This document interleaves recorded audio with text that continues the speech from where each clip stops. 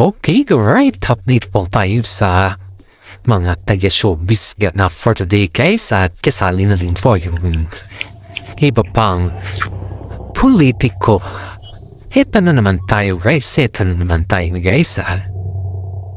Itong si Alden Richard po ay parang hindi na siya yung Alden na laging nakabuntot kay Catherine Bernardo Sayan dahil siyempre kilala naman natin si Catherine Bernardo na may boyfriend kunot na siya pero without asking yung bang tinatawag natin na question kay Catherine kung confirmado ba to or hindi ay hindi naman sinasagot ni Catherine Bernardo ito. At the same time, gano'n naman po si Alden at saka yung ini-issue kay Catherine na politiko ay wala pa namang konfirmasyon sa kanila kundi ito po ay nakikita talaga sila na nalilink ito kay Catherine kasi patago sila na nagkikita guys. Pero as of now po guys ay si Alden Richard po ay hindi na masyadong lumalapit kay Catherine kasi nahihiya daw at nire-respeto daw niya kung anong meron si Catherine sa ngayon. Hindi naman need sa ating kaalaman guys na si Alden po ay lapitin na mga babae din. At kahit ganun po yung nangyayari sa kanila ni Catherine ay napapasalamat pa rin po tayo kay Alden dahil binibigyan niya po ng privacy si Catherine sa kanyang buhay. Kahit alam niyang ka-love team niya ay hindi naman niya pinagdadambot ito kundi binibigay niya po sa kanya yung tinatawag na privacy. Kaya ngayon po guys ay maraming mga netizen po ang nasasayaman sa kanilang love team dahil ang laki ng impact ng cut din sa mga kabataan at sa mga iba pa, lalong-lalo na yung mga senior citizen dyan na tumatangkil sa kanila. Kaya maraming mga fans po dito nagsasabi na kahit hindi sila sa personal pero yung love team ay dapat ipagpatuloy nila.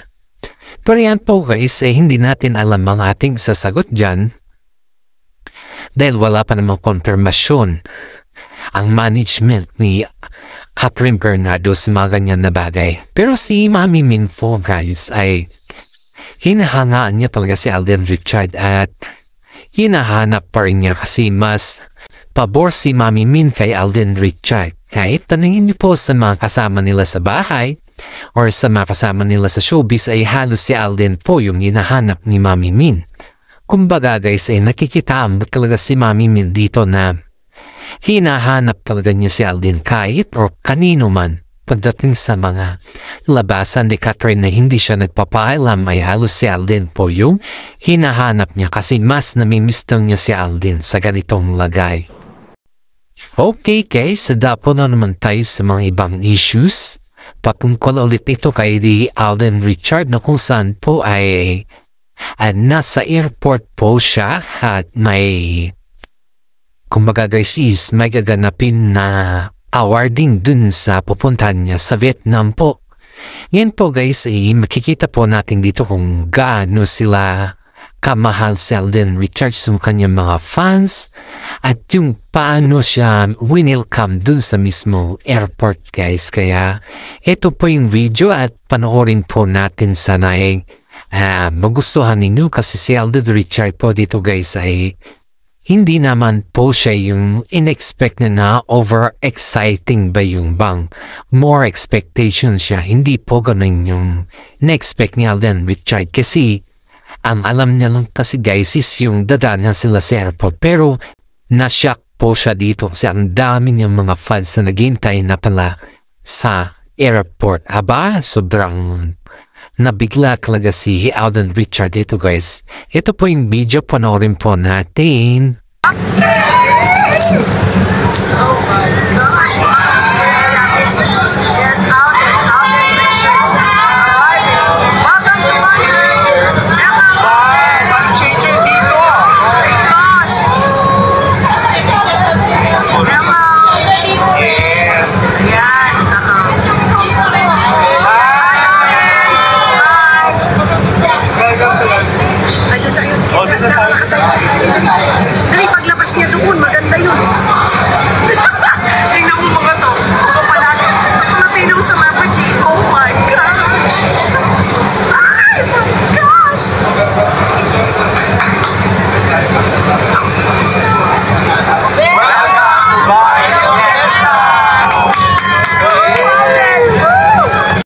Ayan po guys, si Alden Richard po dyan guys. At kaya naman po guys, ang daming nagmamahal kay Alden dahil patuloy po siya na minamahal din niya yung kanyang mga fans.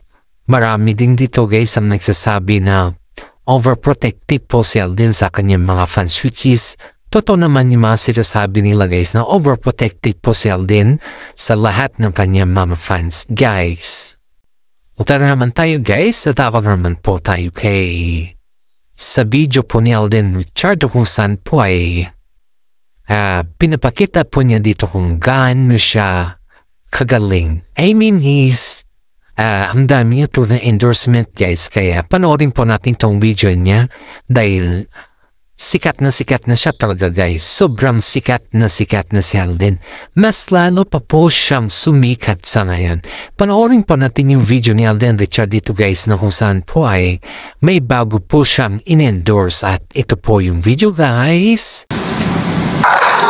Yan to Novaliches High School Batch 2025. This is Alden Richards and I would like to congratulate everyone for a very successful and of course full of hard work na pag-aaral. At sana marating niyo ang pangarap niyo sa buhay. I'm an advocate for education. Good job guys. I mean sana this would be a start for you guys and good luck sa college. Siyempre panibagong hamon yun para sa inyo. So I'll see you very soon. I see all of you very soon. Good luck and God bless you. Congratulations. Yan po siya guys, sa Novaliches High School po, kinongratulate po ni Alden Richard yan guys dahil lang dami po talaga niya mga binibisita ng high school at isab din po siya sa mga sponsor po dyan guys. At alam naman din natin guys na si Alden Richard po ay matulungin din siya, hindi kagaya ng mga ibang mga actor actress na sikat na hinahayaan na lang po yung mga needs na tulong ay hinayaan na lang po kasi ang gusto lang nila guys is yung mapasikat lang, pero yung tulungan yung mga taong sumusuporta sa kanila wala po silang spirit na tumulong. Mga lang po siguro. Mga bihira lang yung mga artista na kagaya ni Alden Richard na willing talagang tumulong guys. At alam naman po natin yan na sa kabila ng kahirapan or sa kabila ng nagsimula na masal din sa wala, ay alam po niya yan kung paano niya i-treasure ang mga bagay-bagay na yan guys. Kaya napapasalamat po yung mga fans na tinulungan ni Alden Richard sa mga endorsement, sa lahat-lahat dahil napakabait ni Alden at may takot din po siya sa Diyos. Kaya mahal na mahal po siya ng kanyang mga fans. Okay, dadapon naman po tayo kay about kila Julia Barreto at saka si Gerald Anderson guys. Time back na update kila Julia Barreto at saka si Gerald Anderson guys ay magkasama ulit po sila sa kanilang mga pictures. Ibig sabihin po niyan guys ay hindi po sila nag-iwalay. Pero may mga rumors po guys na si Gerald Anderson daw po ay hinubog po ata si Julia Barreto. Ayan po kasi yung cryptic post ng nanay ni Julia Barreto sa kanyang Instagram guys na parang nasasaktan na or bagayis. Sobrang higpit ata ni Gerald kay Julia guys dahil sa ganda ba naman ni Julia Barreto guys? Sino ba naman ang hindi magsinis sa lahat ng mga ka-love team niya, diba? Siyempre guys, kapag si Gerald Anderson po ay nagsiselos, alam naman din natin guys na ang age nila ay sobrang laki ng kanilang agwat.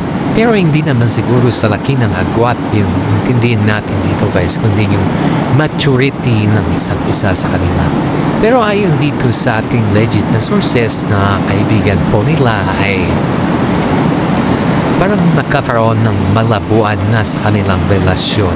Pero hindi lang kasi nila ito inaamin sa publiko dahil syempre sa 6 years ba naman or 5 years na silang may relasyon guys ay mahirap naman na bitawan yung mga ganun-ganun sa publiko. Dapat magkaroon sila ng privacy at yun po yung kanilang ginagawa guys na Hindi po nila binubuksan sa publiko ang kanilang relasyon, kundi parang pinapakita lang po nila na okay sila, pero yung katotohanan is may konting diferensya sa kanilang relasyon is. Pero si Gerald po ay hindi na sinasabi o pinapanggit na wala na sila ni Julia Barreto. Pero pagdating naman kay Julia guys ay wala naman siyang binabanggit, pero ang dami niyang cryptic posts na pinupost at parang yung mga update ni Julia sa ngayon ay bihira na lang silang nakikita o nagkakaroon ng picture o nagkapanting si Gerald Anderson. Kasi si Gerald po guys ay may bago sa movie na about dun sa father of Sinata yun. Yun yung movie ni Gerald Anderson na kung saan po ay hapalang-hapala siya dun. Pero kay Julia Barreto naman po guys ay busy po siya sa pag-endorse. So, dami niya mga endorsements sa ngayon guys, kaya medyo yung mga oras nila ay hindi nakatagpo or kumbaga guys, is very complicated. Pero maraming mga sabi-sabi guys na may konting halitan na yung dalawa. Kumbaga is medyo may konting labuan na yung kanilang relasyon. Pero hintayin lang po natin guys na sila mismo magsasabi. Ayaw po natin pamunahan sila dahil pag tayo ay sabihin na pinapamunahan natin yung kanilang decision, ay baka tayo naman po yung balikan nila. Kaya nasa kanila na po yan guys, kung i-confirm nila or hindi ay nasa kanila na po yun guys. Pero sa atin lang po dito ay nag-update po tayo sa kanila. Eto tayo na naman guys sa politiko po. Punta po tayo sa politiko guys. Ayon dito sa ating narinig kay VP Sara Duterte guys na palat at buto na lang po si PRRD ang pinakamamahal nating Pangulo. Aba naman guys, wala palang ebidensya bakit nakapunta sa ICC, bakit dun sa ICC naman. Ano ba ang pansa ngayon? Ano ba yung role ng administrasyon sa ngayon? Yung mga previous na administration po ay yun po yung ginagawa nila ng mga issues. Hindi yung progreso ng Pilipinas ang kanilang ginagawa guys. Kundi kaya nga ito yung tema nila, bagong Pilipinas, dahil bago pala nila first time na ipunta isang Pilipino sa isang porte ng dayuhan para doon litisyo. Sana naman mantinag yung puso ng may gawa nito dahil hindi lahat ng oras ay nasa kayo, matahas, nasa posisyon kayo. Darating ang panahon na pababa po kayo. Alalahanin ninyo kung ano man yung ginawa ninyo sa iba. Sa kapwa nyo ay babalik at babalik din po yan sa inyo. May mga porte naman tayo sa Pilipinas eh. Bakit hindi na ba yan gumagana para dalhin nyo ang isang ex-president na siya lang naman po yung pinakamamahal ng taong bayan? Kahit sinong presidente guys na naging ex na presidente, hindi naman ganyan yung trapo ng mga dating administration. O, di ba nakopo si President Duterte noon? Bakit? Ang tanong ko ba sa administrasyon niya, pinalikan ba niya yung dating ex-presidente na si Noynoy Aquino? Di ba hindi? Hindi po siya ganon na tao. Wala po siyang ganon na sequel guys. Pero sa administrasyon niya yun guys, halos hindi sila nakokonsensya. Aba, ito pa yung spokesperson ng Malacanang, ano-ano na lang pinagsasabi para lang may pagtambon ang mga tao sa Malacanang. Sana naman, isipin mo, bago mo ipagtanggol ang iyong amo, makonsensya ka sa mga pinagsasabi mo. Alam mo, Claire Castro, hindi tama yung mga sinasabi mo na yung bang pabalibag na sumagot sa mga reporter at sa mga taong nagtatanong sa iyo, kasi ang mga tinatanong naman sa iyo ay kailangan ng talagang totoong sagot. Hindi yung budol dito, budol dyan, budol na ngayong amo mo. binubudol mo pa yung taong bayan. Ginagawa mo lang ang mga taong bayan na mangmang. Alam mo ba yan? Pero hindi mangmang po ang taong bayan. Alam nila po anong katotohanan. Sabihin mo man or hindi, alam nila yan. Ang gusto lang nila yung katotohanan din yung panggitin mo. Hindi yung gumagawa ka ng kung ano-anong palusot dyan para lang papagtakpan ang kamalian ng Malacanang. Hindi man lang tayo na konsensya. Noong nagkaroon ng warrant of arrest si Imelda Marcos, ex-First Lady, nanay mismo ni Bongbong Marcos, hindi ba nila dun ba ay pinasok ba sa ICC? Hindi. Diba? House arrest yung nangyari sa kanya. At dun pa siya mismo sa bahay niya na-detain. Hindi siya na-detain sa mismo dun sa police station. Ganun ka-special si Imelda Marcos kay Duterte dahil alam niya may edad na siya at nahawa siya. Sa ganun naman na edad, saan naman naramdaman ni Bongbong Marcos yung ginawa ni Duterte sa kanyang ina. Pero anong ginawa niya, guys? Pinagluklok po niya si President Duterte sa ibang lahi at dun po sila usigin. Sa ngayon po, guys, ayon dito sa kay DOJ ay kay John Vic na wala daw ebidensya, nasira na daw. Aba, milagro naman yung pinagsasabi mo na nasira. Sira na pala yung ebidensya eh. Bakit hindi niyo papabalikin si Pangulong Duterte, di ba? Yung mga palusot ninyo, guys, na yung mga ganyan na inuuto-uto ninyong tao. Pero darating yung panahon na ikaw din ang ninitisin, Vic Romulia. Kaya na, di ba nagkasakit ka? Si Bongbong Marcos yung nagpaso, hindi ka man lang pinag-resign niya, di ba? Nasa hospital nga, nagsasahod ka, pera pa ng taong bayan yan. Hindi ka man lang nakonsensya. Yung pang-hospital mo, siguro, pera pa yan ng taong bayan. Hindi ka man lang nakonsensya. Nasa hospital ka, nakaswero, nagsasahod ka pa rin. Aba, anong klaseng special to? Anong klaseng pambubudol to? Siguro dahil sa mga ganyan na nangyayari sa iyo na hindi ka pinag-resign, todo tanggol ka kay Banat.